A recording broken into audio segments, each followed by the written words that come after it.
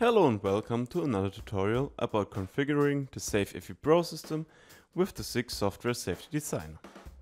One of the good things about the SAFE EFI-pro system is that you can safely integrate third-party devices via EtherNet IP CIP Safety. And today I'd like to show you how this works. For that purpose, I've already prepared a Flexi Soft controller and configured it with an EFI-pro gateway.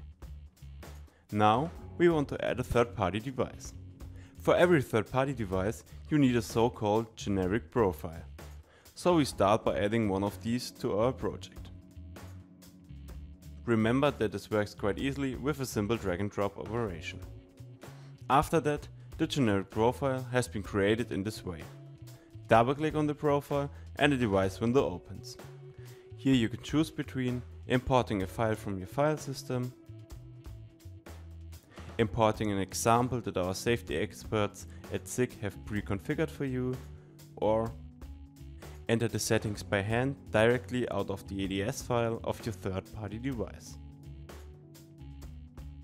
For this tutorial project, we are using one of the pre-configured examples, which you can find here.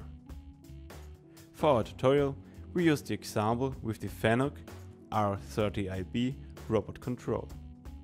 By double-clicking, the pre-configured settings are added to our project. Some of the settings need to be defined manually, such as the IP address and the safety network number. The IP address can be adapted from the overall project by clicking here.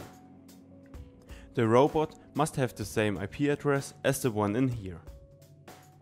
The safety network number can be set by clicking here and then choosing the option Take over from project.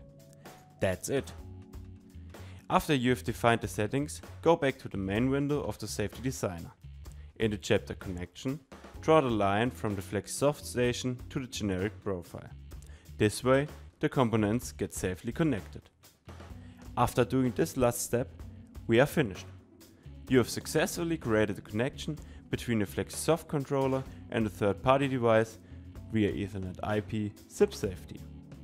In case you want to connect a device that has no pre-configured example, you can easily read the required data out of the EDS file of your device.